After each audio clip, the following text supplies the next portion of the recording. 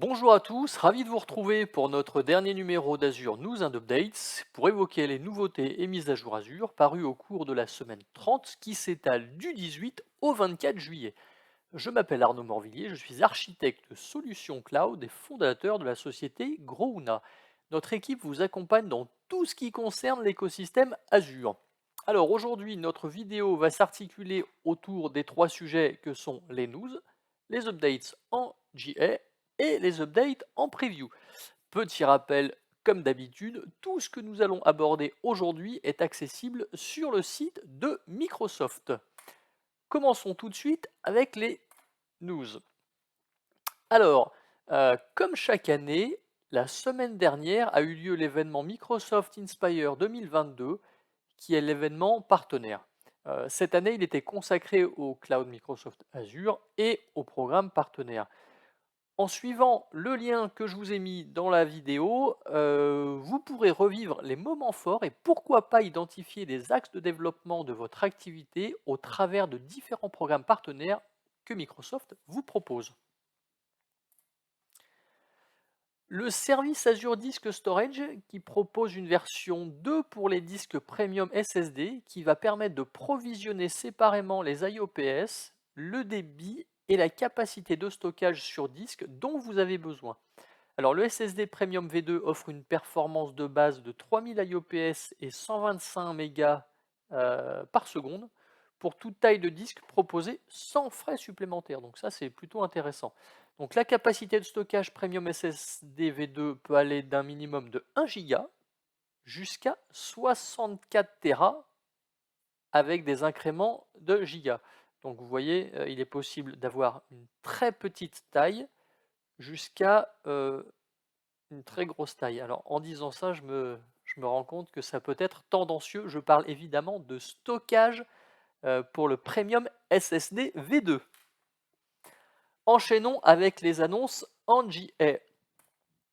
Alors, euh, on a déjà tout ce qui concerne la partie Azure Virtual Machine, les points de restauration qui débarquent sur les VM pour restaurer l'état d'une VM et de ses disques avec une consistance des données et des disques.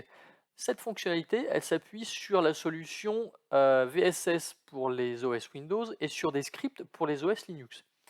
Attention toutefois aux limitations comme les API des points de restauration qui fonctionnent uniquement avec des disques managés, les disques ultra, les disques système d'exploitation éphémère et les disques partagés ne sont aujourd'hui pas pris en charge et il existe une limite à peu près de 200 points de restauration par machine virtuelle.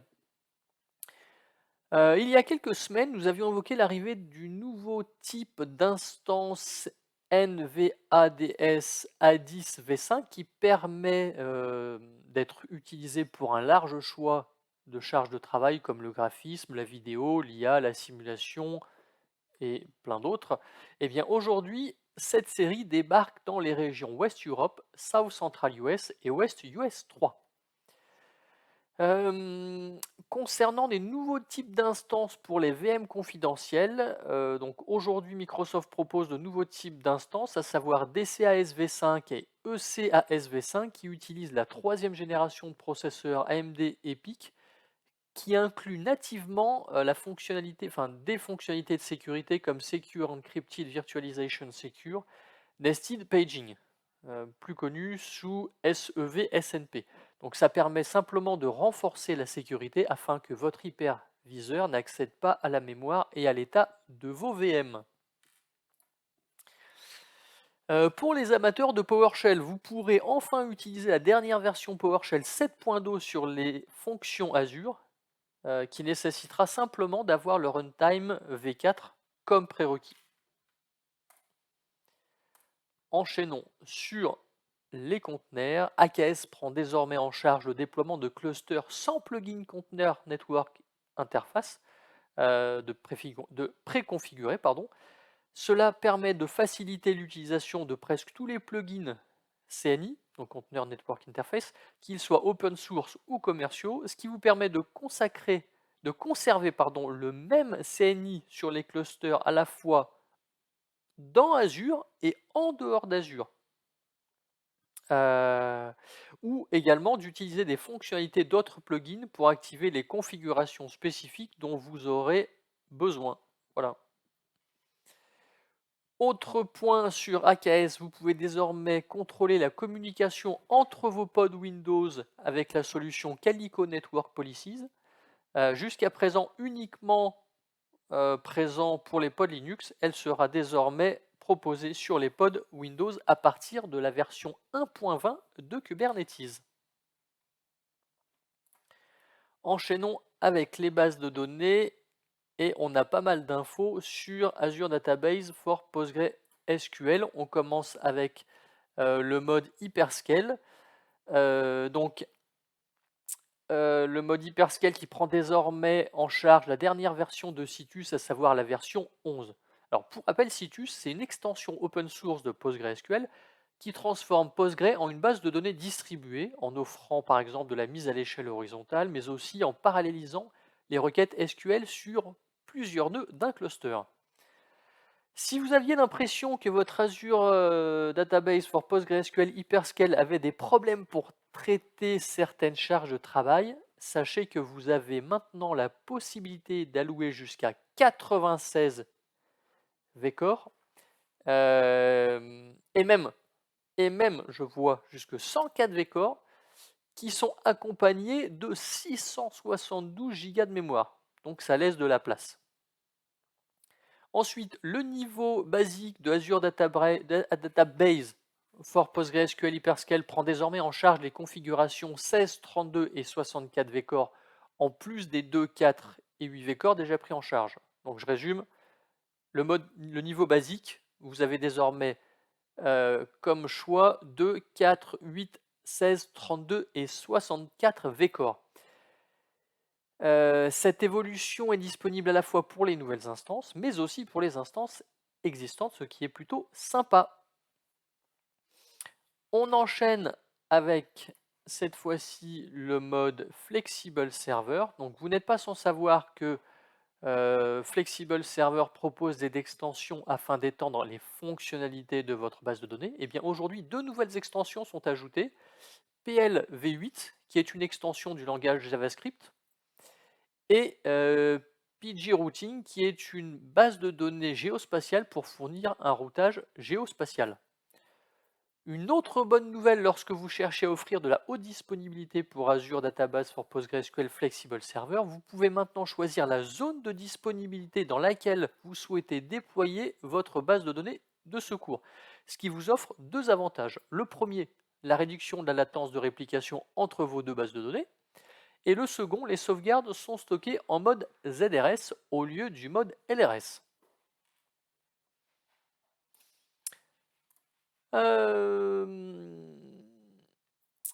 Sur les instances, je me demande si j'ai pas loupé quelque chose, je me permets. Backup à la demande, effectivement. Donc, en plus de son mode de sauvegarde traditionnel, Azure Database Flexible Server prend désormais en charge la possibilité de réaliser des backups à la demande qui lui affectera donc lorsque vous faites un backup à la demande, vous aurez de base la rétention que vous aurez configurée pour le mode de sauvegarde standard. Vous pourrez restaurer ces sauvegardes avec le mode Point in Time Restore qui peut réduire les temps de restauration jusqu'à 90%, donc c'est plutôt pas mal. Le niveau premium s'agrandit pour le service Azure SQL Managed Instance avec l'arrivée du processeur Intel Xeon scalable de 3e génération qui offre des performances améliorées de 15% par rapport au niveau standard. Donc n'hésitez pas à tester ce niveau et voir si vous pouvez migrer une partie de vos charges de travail sur Azure SQL Managed Instance. Nouvelle fonctionnalité offerte dans Azure Event Grid qui permet de gérer certains événements partenaires. Alors quand je dis cela, je ne parle pas d'aller casser la croûte avec des partenaires, attention, ou faire une soirée ensemble, car vous n'avez pas besoin d'Event Grid pour ça. Cette fonctionnalité va vous permettre de recevoir des événements de système externe Azure, ce qui permettra d'interagir avec des systèmes comme Auth0 ou l'API Microsoft Graph qui gère des événements de nombreuses solutions Microsoft comme Microsoft Outlook, Microsoft Teams, Microsoft SharePoint, Microsoft Conversations et Universal Print. Voilà. Microsoft qui vous propose de découvrir comment automatiser la création, le test et le déploiement de la configuration de l'application IoT Central, donc afin de fournir plus fréquemment des versions fiables grâce à Azure Pipeline. Vous avez le lien, n'hésitez pas à jeter un coup d'œil. Alors, si la crypto-monnaie est quelque chose qui vous intéresse, vous avez certainement déjà entendu parler de Ledger, qui sont simplement des registres dans lesquels sont consignés l'ensemble des opérations d'un système.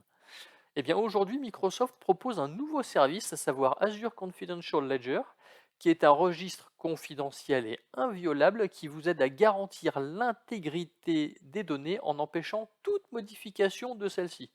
Voici le lien de la doc officielle si vous souhaitez en apprendre un peu plus sur ce nouveau service. Attention messieurs et mesdames, roulement de tambour, nouvelle super fonctionnalité qui va intéresser du monde. Elle est désormais en GA.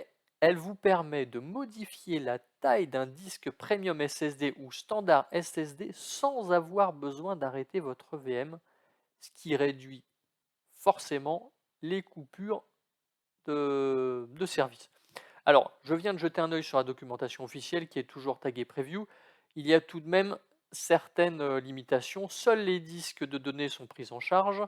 L'arrêt de la VM est quand même nécessaire si vous souhaitez étendre votre disque jusqu'à 4 Tera ou au-delà des 4 Tera. Pour le moment, cette fonctionnalité ne supporte ni les disques ultra ni les disques partagés. Donc c'est vraiment top pour les machines VM. D'ailleurs, je ne sais plus si je l'ai précisé, cela concerne les machines VM, rien à voir. Cela concerne les VM Linux. Sur la partie web, le service Azure Signal Air qui permet d'interagir avec les applications en ajoutant des fonctionnalités comme un chatbot, des push notifications, de la mesure d'objets IoT et bien d'autres possibilités, propose désormais un niveau premium avec comme fonctionnalité un SLA de 99,95%, le support des zones de disponibilité, la mise à l'échelle automatique et la prise en charge de domaines personnalisés. C'est tout pour les annonces en GA. On peut passer aux annonces en preview. La première, vous pouvez désormais créer une application sans serveur avec le runtime .NET 7 lors de l'exécution en mode processus isolé dans Azure Functions. Donc cette fonctionnalité est disponible dans tous les plans basés sur Windows, les plans Linux dédiés et les plans Premium. On vient refaire un tour sur AKS avec une nouvelle fonctionnalité, l'intégration API serveur VNet dans un cluster AKS qui vous assure que le trafic réseau entre votre serveur API et vos pools de nœuds reste sur le réseau privé uniquement. Alors, est-ce que vous connaissez le plugin OVN Kubernetes? C'est en fait un fournisseur de réseau pour vos clusters basé sur le réseau virtuel ouvert, savoir OVN. Eh bien, sachez que ce plugin est désormais disponible sur Azure Red Hat OpenShift. On revient sur le mode Postgre Hyperscale, mais cette fois-ci pour la preview. Donc, il est maintenant possible de réaliser des réplications entre régions pour le service Azure Database for Postgre SQL Hyperscale. Nous sommes évidemment en mode réplication asynchrone et la base de données dans la seconde région peut être utilisée en tant que source lecture seule pour améliorer les performances de vos applications si nécessaire. Sur la partie Flexible Server, bonne nouvelle pour le service qui autorise désormais les clients à fournir leurs propres clés de chiffrement pour faire du chiffrement au repos. Et évidemment, vous pourrez stocker vos clés de chiffrement directement dans Azure Key Vault.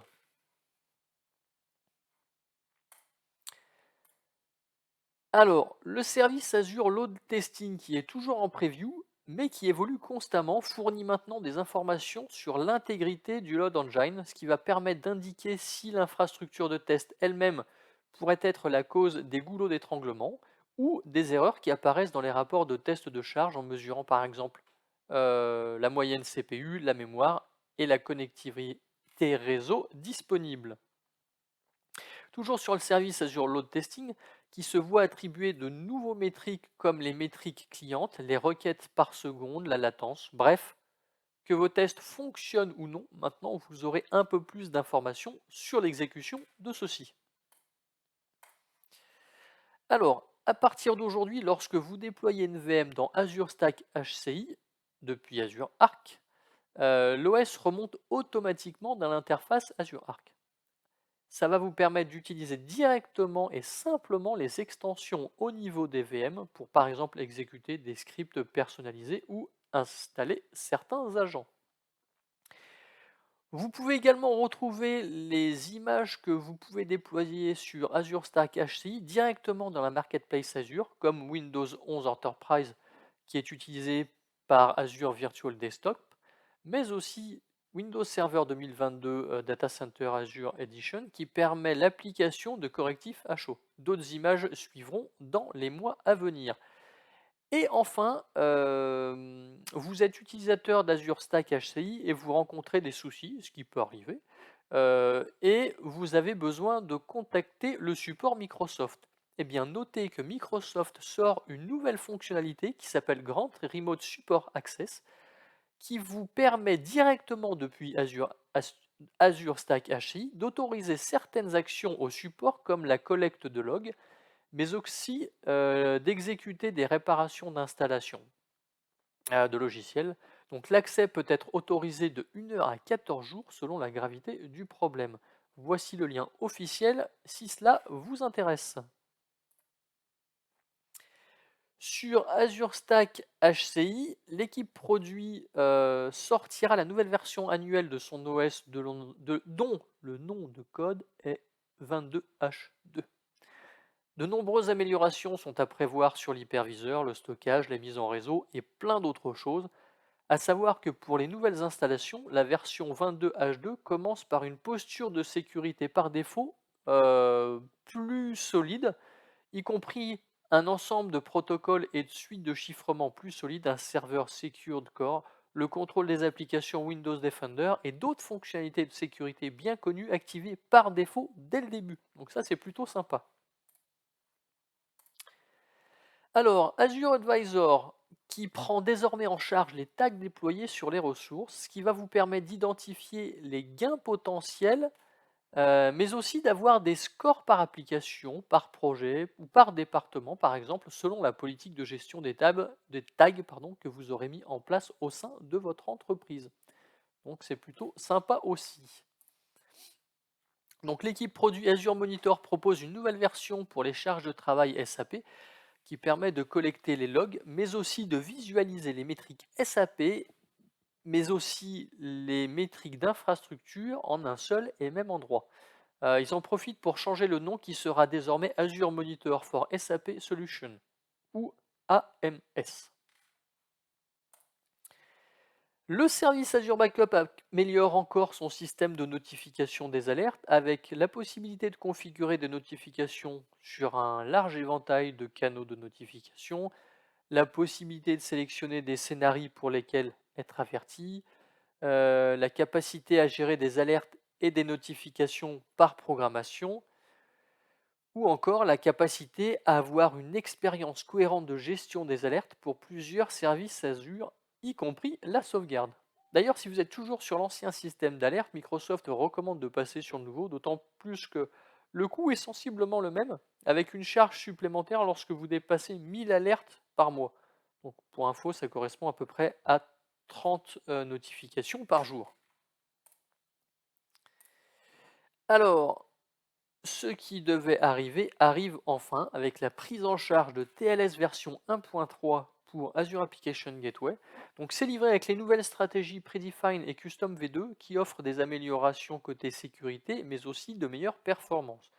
Donc ces stratégies sont prêtes à l'emploi et n'attendent que vous.